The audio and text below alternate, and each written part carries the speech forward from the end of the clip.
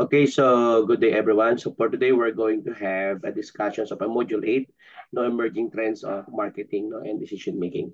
So marketing management, of course, is a dynamic field that constantly evolves to adapt a changing behaviors, no, technological advancement and global market shifts. No, several emerging technologies or emerging trends are shaping the landscape of marketing management, influencing how business connect with their audiences and drive success.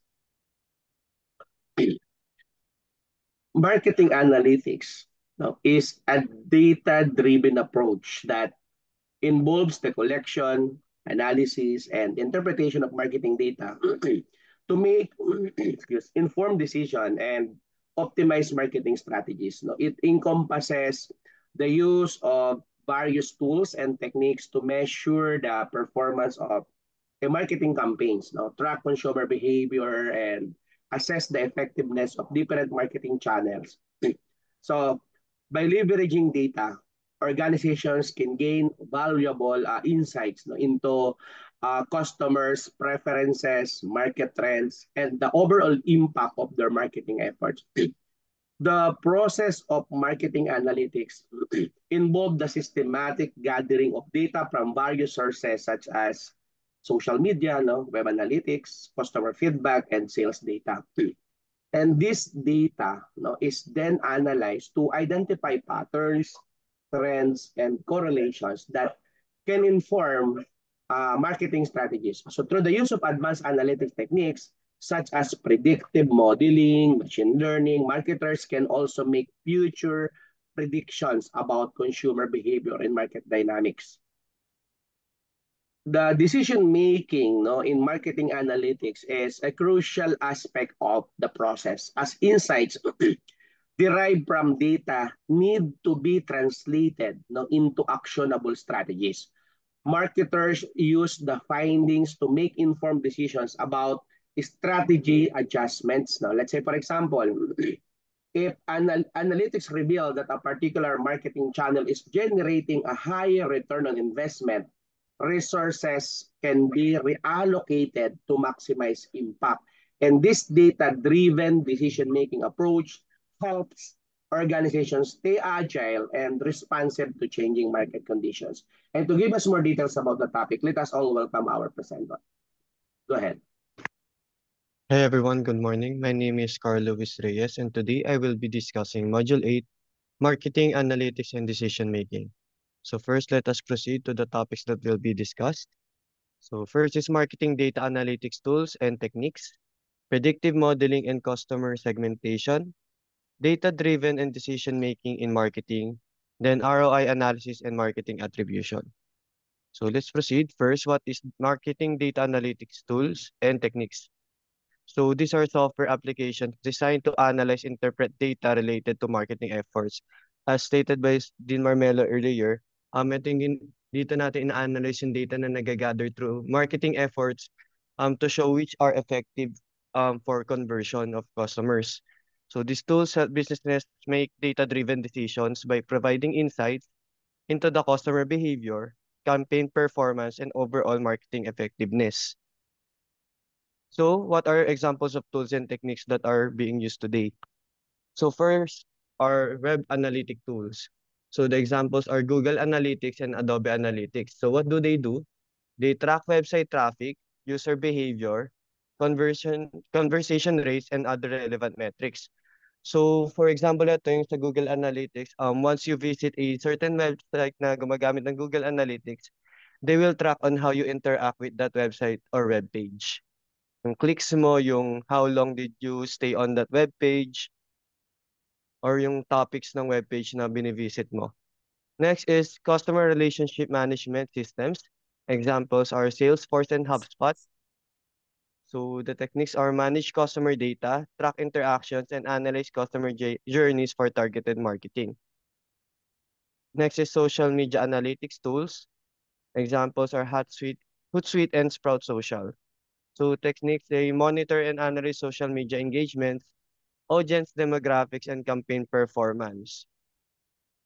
Next would be email marketing and analytics. So examples are MailChimp and Constant Contact.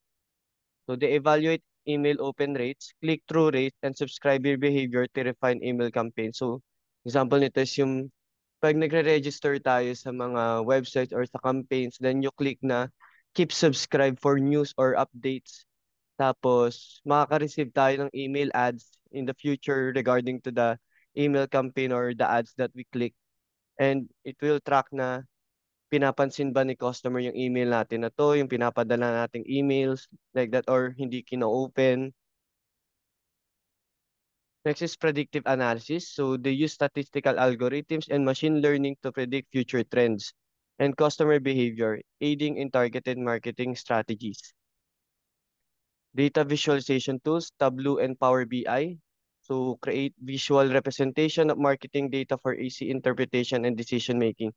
So Tableau and Power BI are data presentation tools. So makikita natin dito yung magpapasok tayo ng raw data, for example, from statistics of the marketing campaign. Then they will show them in visual graphs and tables and that.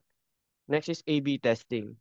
So techniques, they compare two versions of marketing element, example, web page and email, to determine which performs better and optimize accordingly.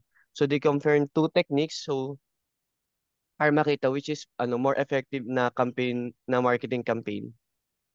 Next would be attribution modeling.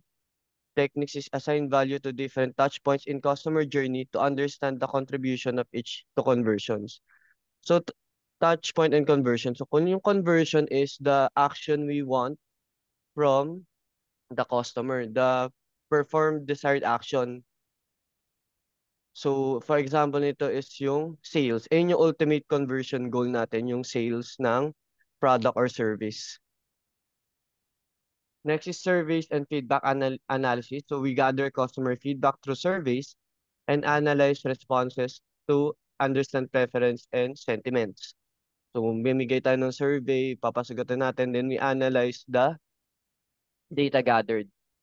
Competitor analysis tools. So for example, SEMrush, Ahrefs, techniques analyze competitors' digital strategies, keywords, and performance to refine your marketing approach. Usually, this is third-party corporations. Bibili natin yung analysis nila on other companies na competitors natin to see where they are going good, going great, and to improve para ma-improve natin sa sarili nating company and marketing campaign. Next would be predictive modeling and customer segmentation. So predictive modeling and customer segmentation are powerful techniques in marketing that leverage data to enhance decision making and tailor strategies to specific customer groups. So what is predictive modeling? So this involves using statistical algorithms and machine learning techniques to predict future outcomes based on historical data. So marketers use predictive modeling to forecast customer behavior, such as purchasing pattern, churn likelihood, or response to marketing campaigns. So napapansin nyo, for example, sa Shopee, napapansin nyo, pag nagkiklik tayo ng isang product or kahit sa Facebook, nag-search ka kunwari ng keywords for sale sa marketplace sa Facebook, maano nyo na, um, kahit pag nakalink yung Facebook nyo sa Shopee, sa Lazada, or other shops, nag-aano na siya, nagli-link siya ng same na yung lumalabas na suggestions niya. So this improved targeting, personalized marketing, and more effective resource allocation as marketers can focus efforts on segments likely to exhibit desired behaviors. So next would be customer segmentation. So this is the process of dividing a customer base into these distinct groups that share similar characteristics, needs, or behaviors. So by understanding different customer segments, marketers can create tailored strategies for each group, improving relevance and engagements. So this increase customer satisfaction, targeted communication, and more efficient of use marketing resources. So what are types of segmentations? So first is demographic. So they group the customers based on age, gender, and income. So for example, ang product mo is for adult-oriented. Hindi ka naman magta-target ng marketing campaign na para sa mga bata, na para sa mga teenagers na 13 to 17. Ang magiging marketing campaign target mo is yung 18 above, so adults or mga millennials. Ganon. For gender, example, ang campaign goal mo is for males or specific for females. Income. Next is behavioral. So they focus on customer actions such as buying patterns or product usage. Geographic segmentation based on location. So for example, nasa Ecuador ka, so it's very hot, hindi ka naman magka-campaign doon ng kunwari ang product mo is um cold cold weather na mga damit, hindi ka magka-campaign doon since there's no use na mag-campaign pa doon since the weather is actually very hot. So psychographic considers lifestyle values and interests. For example, luxury brand ka. So ang campaign target mo dito is usually dapat na sa mga luxury mall like Shang or sa mga luxury websites like Prada, Louis Vuitton, yung mga online websites na nandun yung focus ng ng marketing campaign mo. So predictive modeling for segmentation. This is where we connect predictive modeling to customer segmentation.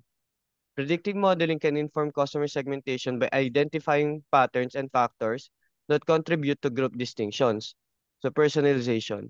The combination of predictive modeling and segmentation allows for personalized marketing strategies, where messages and offers are tailored to the specific needs and preference of each segment. Predict life cycle marketing, predictive modeling can help predict where are in their life cycle, and segmentation enables marketers to apply relevant strategies at each stage. For example, a predictive model might identify customers likely to make a high value purchase, and segmentation could then categorize these customers based on demographics or behavior. Marketers can then craft targeted campaigns to maximize the impact on this particular segment. So for um, example lang tayo, Mercedes-Benz. So maka-categorize natin yung demographics ng mga people na tingin natin is bibili ng Mercedes-Benz in the future. So yung demographics na, kunwari yung age range ng mga tingin natin is bibili ng Mercedes-Benz in the future, yung nila, yung salary, yung psychographic, etc., etc. Next would be ROI analysis and marketing attribution. So first, what is ROI? So in marketing, this measures the profitability of a marketing campaign or initiative by comparing the gains to cost incurred. So same siya sa investment, titingnan natin kung namimit ba ng returns yung ginastos natin sa marketing campaign. Marketing attribution is the process of assigning value to various touchpoints in the customer journey that contributes to a conversion of sale. Dahil nga ang pinaka-final goal ng isang marketing campaign, yung conversion or sale. Yung touch point is anytime a potential customer comes in contact with your brand or your marketing campaign. So, anong point ng marketing campaign mo nagkaroon ng conversion or sale? So, naglalagay tayo ng value doon. So, example, first touch point niya is nakita pa lang niya. Napaisip pa lang siya pero hindi pa siya nagbumili. That is already a touch point. So ROI formula. So this is the formula for return on investment. So net profit over cost of investment times 100. So analyzing return on investment helps marketers understand the effectiveness of their campaigns in generating revenue and profit. It is a crucial metric for resource allocating and decision making. For example, nakuha mo na yung ROI mo, then nakita mo yung isang marketing campaign mo na palugi yung nagiging returns. Then yung isang marketing campaign mo is nagbe-breach siya ng ROI. So, ang pwede mo maging decision making dito based on that relevant information is to allocate more budget to the marketing campaign that is doing good, then lessen the marketing or stop the marketing campaign that is doing bad or not returning any profit. So types of marketing attribution. First touch attributes the conversion to the first interaction the customer had with the brand. So for example nga, nakita niya yung campaign mo or nakita niya yung product mo sa supermarket or sa store, that is the first touch. Last touch attributes the conversion to the final touch point before the conversion. So yung final na touch point niya before niya bilhin or kung ano yung conversion goal mo, which is usually sale. Linear gives equal credit to all touch point in the customer journey. So from first touch to last touch, equal credits lang siya. Then time decay assigns more credit to the touch point closer to the conversion. So para sa last touch, mas malaki ang credit ng later touch points than the earlier touch points. Overview, attribution modeling helps marketers understand how different marketing channels and touch points contribute to conversions. So, ano ang mas effective na touch point? Titignan nila dito, ano yung pinaka nagiging touch point before the conversion of sales. So, ano yung nakikita nila bago mapagdesisyonan ni customer na bilhin or i-avail yung product or service. So, here we connect ROI and attribution. ROI analysis often benefits from understanding which marketing touchpoints contribute to the most conversions. Attribution models provide this insight. By analyzing attribution data, marketers can identify which channels or campaigns have a higher impact on the overall ROI. Since hindi naman lahat na magiging marketing campaign natin ay effective or magre-return ng high ROI or mamimit yung ROI, so marketers use touch points, attribution models to identify ano yung nakakapag-conversion kay customer or nakakapag-finalize ng sale para doon sila mag-allocate ng more effort and budget.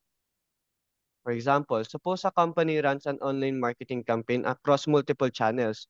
So social media, email, and search ads. So, for example, Facebook, doon yung auto email nila through registration then search ads to promote a new product.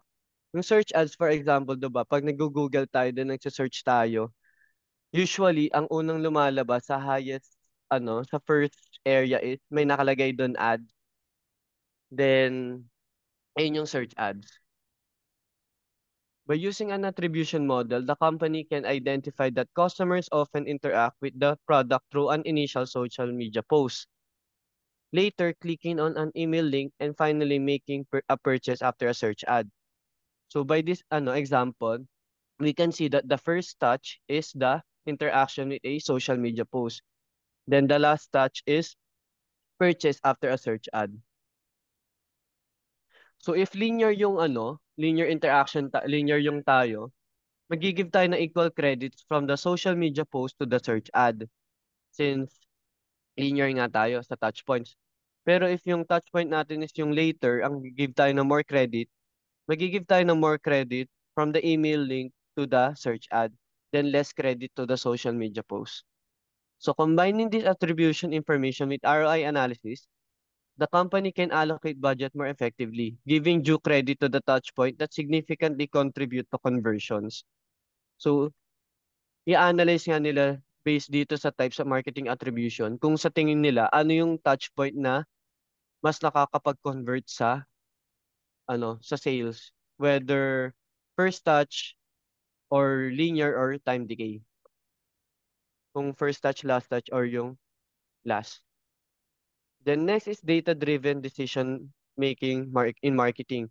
So after all our marketing campaigns, how do we use the data gathered in our marketing campaigns and how can we use this in data-driven decision making? So data collection. First is data collection. We gather data from various sources, including customer interactions, website analytics, social media, and sales record. As discussed earlier, yung mga techniques and tools na ginagamit natin, we gather data from them. Then this data, we analyze them. We utilize analytical tools to process and analyze the collected data. This may involve statistical analysis, machine learning, and other techniques to extract meaningful insights. Then we identify key metrics, define and focus on key performance indicators that align with marketing goals such as conversion rates, customer acquisition cost, or return on investment.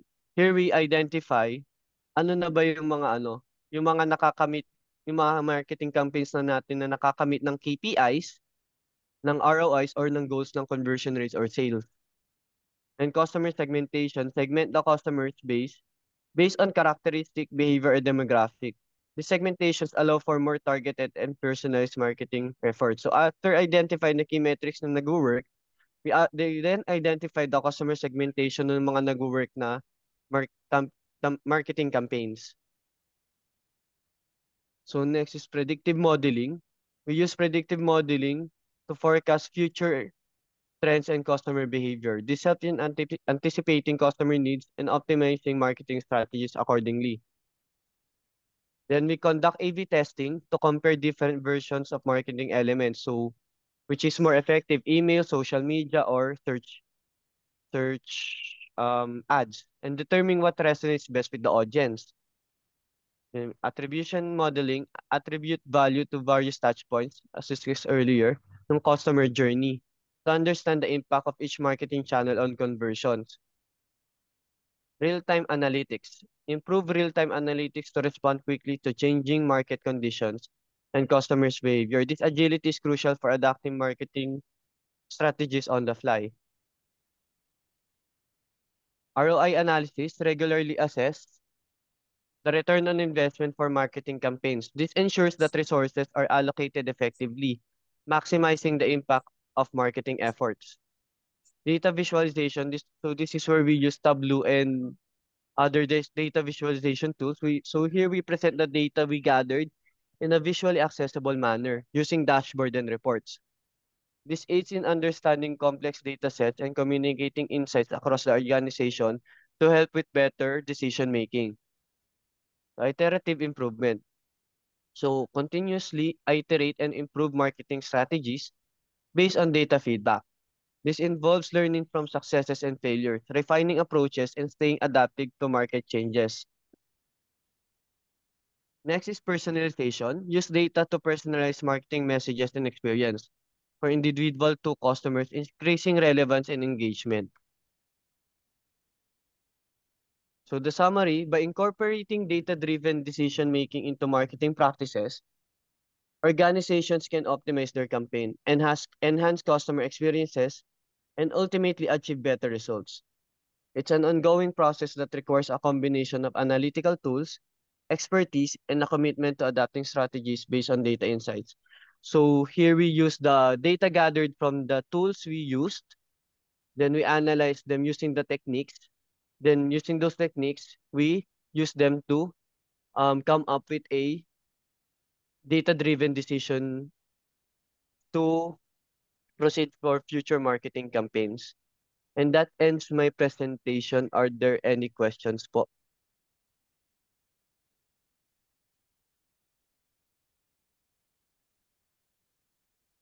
Okay. So again, the marketing analytics facilitates a more personalized and targeted approach to customer engagement. By understanding customer preferences and behaviors through data analytics, marketers can tailor their messages and offers to specific segments, increasing the likelihood of positive responses. So this not only enhances the customer experience, but also contributes to higher conversion rates and improve customer satisfaction. Marketing analytics provide a holistic view of the customer journey, allowing marketers to understand how consumers interact with the brand across various touch points. And this comprehensive understanding helps in identifying key moments in the customer decision-making process, enabling marketers to optimize and personalize their messaging at each stage. So by analyzing customer touch points, the marketers can identify strengths and weaknesses in the customer experience, leading to strategic adjustment that improve overall satisfaction and loyalty. The continuous feedback loop established through a marketing analytics allows for ongoing refinement of marketing strategies. So marketers can monitor real-time data to assess the immediate impact of campaigns in promotion, making quick adjustment based on performance metrics.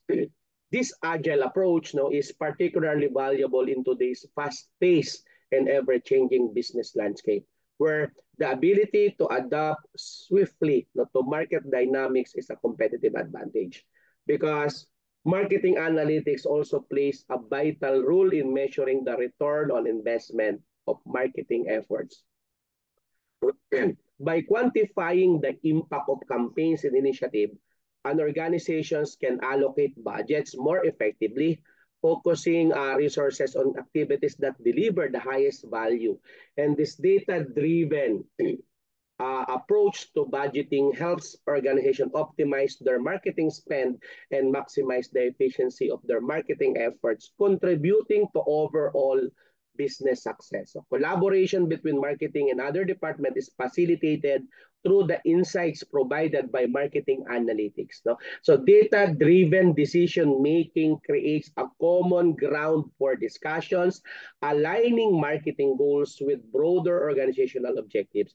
This collaborative approach breaks down silos and foster a culture of data-driven decision-making through the organizations, enhancing overall business intelligence and strategic alignment. Marketing analytics is an integral component of modern business strategies, providing actionable insights for decision makers. Its multifaceted contributions extend beyond campaign optimization, influencing customer experience, original agility, budget allocation, and cross-functional collaborations. Yes.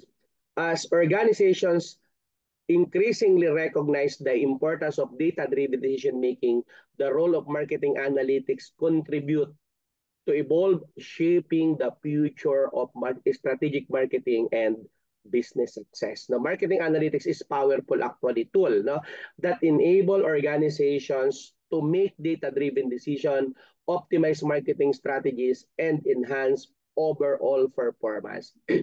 It empowers marketers to understand their target audience, measure the success of campaigns, and adapt to changing market dynamics. So the integration of analytics and decision-making processes helps organizations stay competitive in a dynamic business environment, ultimately leading to more effective and efficient marketing outcomes. So I think that's it for module number 8. Thank you po, Dean.